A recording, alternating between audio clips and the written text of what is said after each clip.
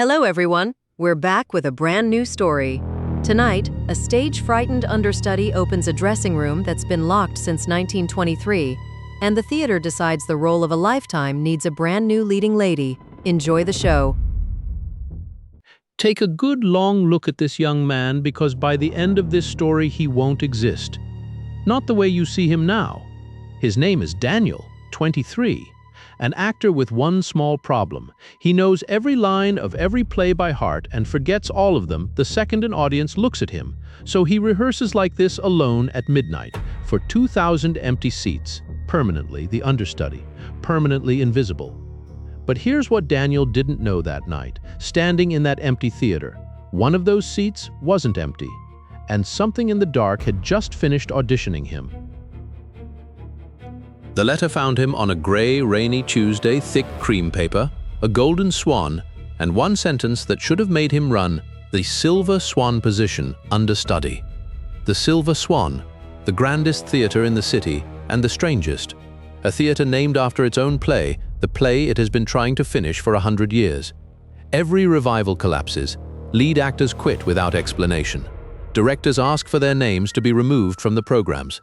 Nobody says why, and the theater keeps sending letters.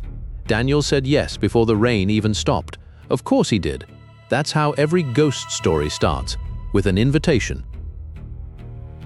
The Silver Swan rose out of the evening mist, like something from another century. Stone angels, golden letters, a marquee glowing warm against the dusk. Daniel stood on the wet cobblestones with his suitcase and stared up at it, heart hammering out, a rhythm somewhere between terror and homecoming. Theaters have a smell, if you know it: dust, velvet, old perfume, and electricity. This one had all of that, and something else underneath. Something patient. The doors opened before he touched them. He told himself it was the wind.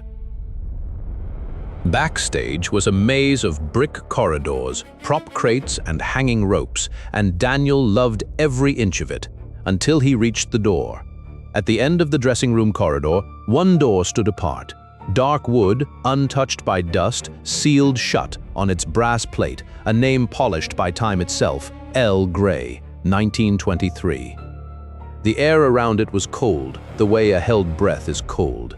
Daniel walked past it quickly, and could have sworn just for a second that on the other side, something walked past too. The old stage manager told the story the way you handle broken glass, carefully and only once. Lillian Gray, the greatest actress this stage ever held. 1923, mid-performance, Act 3 of The Silver Swan. She walked into the spotlight and never walked out of it. No trapdoor, no body, no explanation. The play stopped that night, mid-scene. He looked up at the faded 1923 poster on the wall, and his voice dropped to almost nothing. Every company that tries to finish it fails. This building is still waiting for the end of that play, son, and a theater that has waited 100 years does not wait politely. 2 weeks in, Daniel stayed late running lines alone in the corridor because the understudy rehearses where nobody watches. It was almost midnight when he heard it. A click, soft, deliberate, unmistakable, a lock, opening itself. At the end of the corridor, the door marked L. Gray, 1923, swung gently inward, and warm golden light spilled out across the floorboards like an invitation written in honey. Every horror movie he'd ever seen said run. Every cell in his actor's heart said, this is a cue, and Daniel had never once missed a cue. The dressing room was perfect. Not preserved perfect. No dust, no cobwebs, a folding silk screen, a brass clothes rack, a vanity shrouded in a white sheet, and on the rack, glowing softly in the lamplight, hung the most beautiful thing Daniel had ever seen.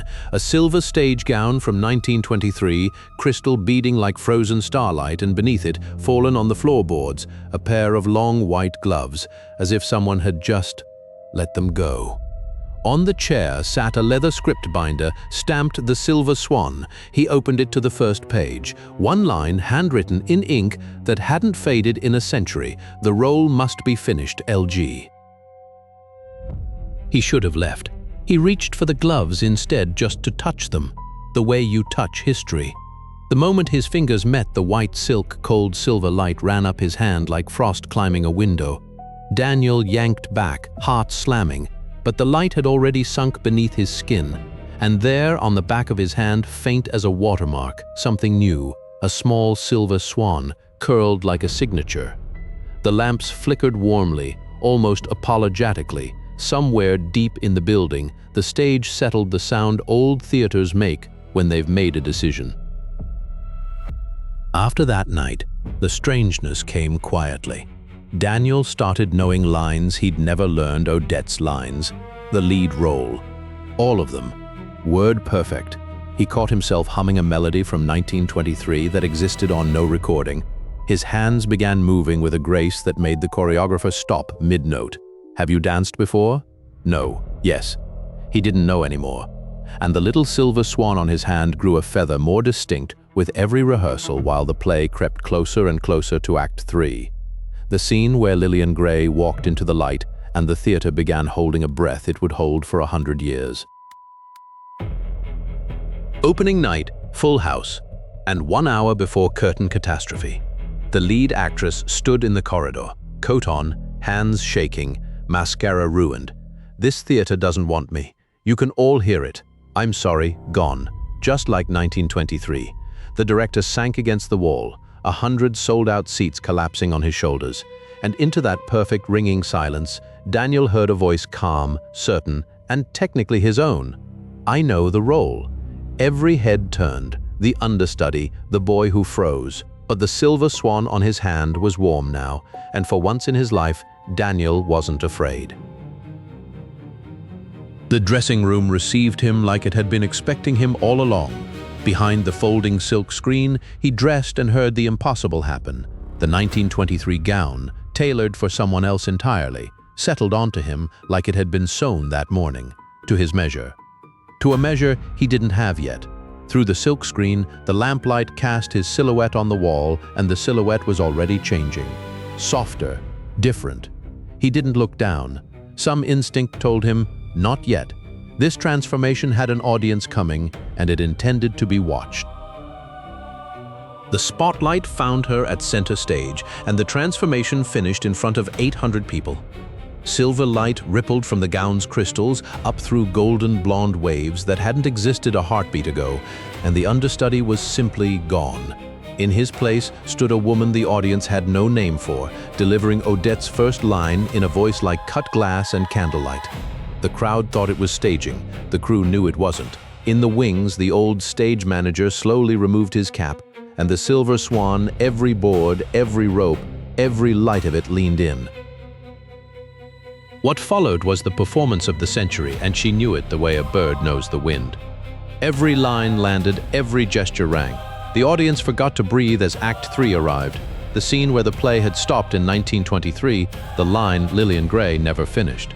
The theater went silent as a held heart. She stepped into the same spotlight, on the same boards, and spoke the line to its end. Somewhere in the building, something released a century of waiting, exhaled at last. The play was finished, and she was still there, still standing, still herself.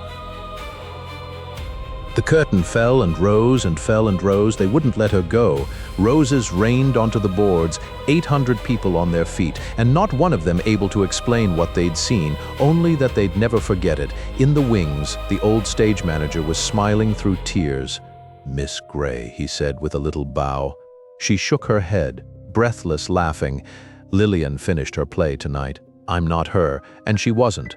The Silver Swan doesn't bring back its stars. It was never haunted by Lillian Gray. It was haunted by an unfinished ending, and tonight someone had finally been big enough to fill it. Long after midnight, when the theater was empty, she stood alone at center stage on the exact spot where Daniel used to rehearse for nobody. Same boards, same darkness, same single work light.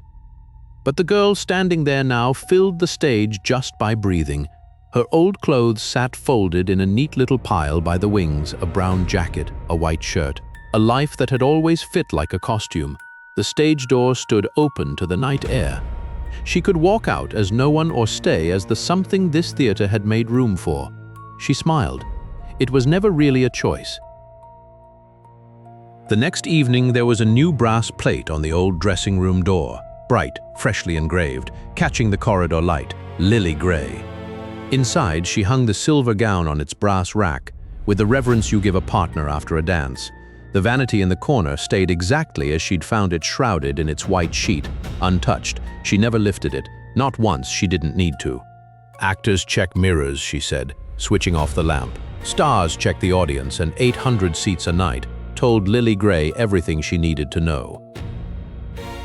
One season later, the marquee burned bright over the evening street. The Silver Swan 103H performance sold out again. And the city, for one night, dressed for 1923 top hats and pearls, vintage cars idling on the cobblestones, a whole century folding in on itself to honor the play that finally found its ending. And the star who gave it one. Lily Gray's name is on every playbill in that line. But here's the thing about this theater that Lily learned on her very first tour and thinks about more often than she admits: that long brick corridor behind the stage.